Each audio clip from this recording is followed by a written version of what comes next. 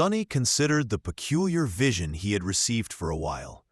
Eventually, his eyes gleamed darkly. They were playing for truths. Ariel had been a collector of truth, but one mystery he could never solve was Weaver. Weaver, meanwhile, seemed to have been interested in finding a way to change fate. That truth alone was priceless. Sonny had suspected that the demon of fate had a complicated relationship with their own source element, domain, aspect. In any case, the nightmare spell seemed to have been designed with the explicit purpose of training its carriers to defy and twist fate. Sonny firmly believed that the appraisal the spell gave to those who conquered nightmares was connected to how much they strayed from the original flow of fate at least. But having a strong suspicion and hearing it with his own two ears were two different things. Granted, Sonny only learned that Weaver was searching for a way to change fate. Not why. He did not know what the demon of fate had discovered either. In any case, the two daemons had played death game. The winner was supposed to be rewarded with a truth, and Weaver had utterly crushed Ariel in the end. Rewarded, huh? Was that what had happened to him? He had sacrificed the figure of a slain figure and received a truth as a reward. But why that truth in particular? Sonny stared at the remaining snow beast figure, then at the pit opening into the main vent of the volcano. Wait, was it simply because he wondered who the players of this game had been? My head was full of questions, though.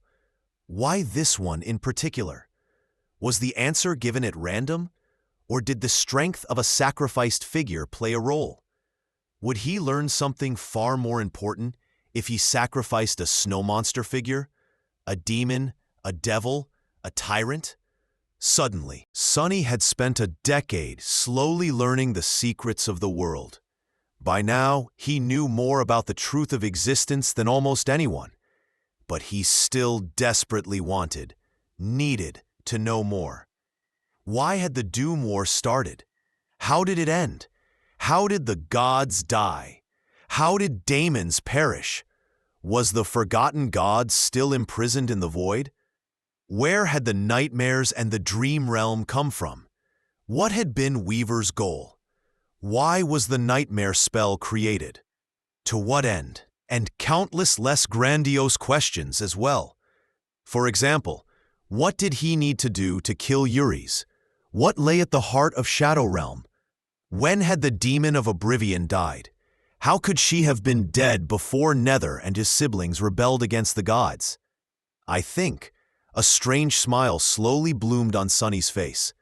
I think that coming here may have been the best idea of my life, Kai. 12 Snow Abominations, and the snow beast figure in front of him. Sonny had just discovered a way to pry. 13 truths from Ariel's game.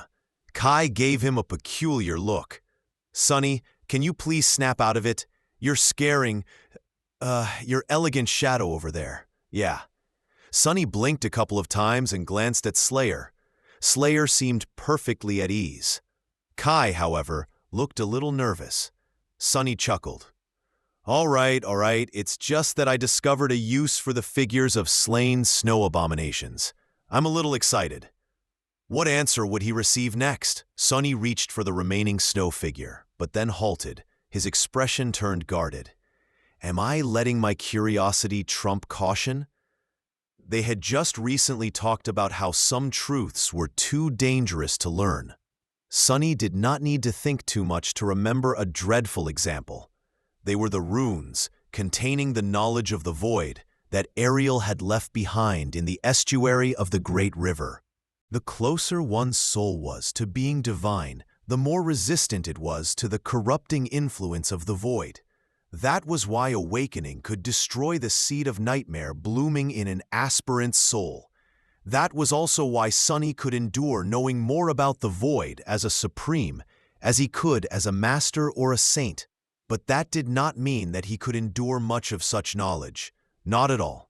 and he definitely could not endure what Weaver and Ariel could. Even they had not been entirely immune to corruption, so what hope did Sunny have?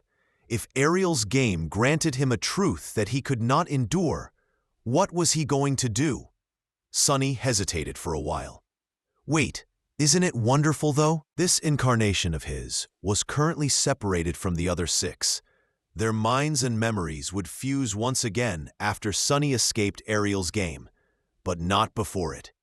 So even if his mind was infected by corruption as a result of learning something he was not supposed to know, he could simply kill himself. That way, his other incarnations would never come in contact with the forbidden knowledge. Kai frowned a little. What are you thinking about? Sunny shrugged absent-mindedly. Killing myself. Kai was suddenly standing very near, looking at him intensely. No, you mustn't. Sunny glanced at him in confusion. Huh? Kai grabbed his shoulders, a rattled expression on his face. We don't know each other that well, and I won't presume to know what scars lay hidden in your heart. But you must not, Sunny. In this world we live in, a human life can be lost in an instant, but that only makes it more precious, just like your life is precious too. Sunny scowled. What are you on about, fool? Then, realizing how his words must have sounded to Kai, who could feel their sincerity, he winced. Oh, you misunderstood. I wasn't really thinking about killing myself. Just this version of myself, should the need arise. It's not that big of an issue. Plus, this wouldn't even be the first or second time I killed myself. As you can see, I'm still perfectly alive. Kai stared at him silently for a while, then slowly let go of his shoulders, turned away, and coughed a couple of times.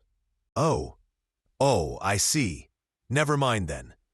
Then his expression turned cold and wary, full of concerned apprehension. Sunny sighed. This guy, such a handful, really.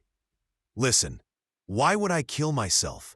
I am filthy rich, drop-dead gorgeous, have an awesome castle, and my girlfriend is literally the most gorgeous woman in the world. Who would want to die and leave all that behind? Kai glanced at him and shook his head. No, it's not that. I just looked beyond the castle. Sunny raised an eyebrow.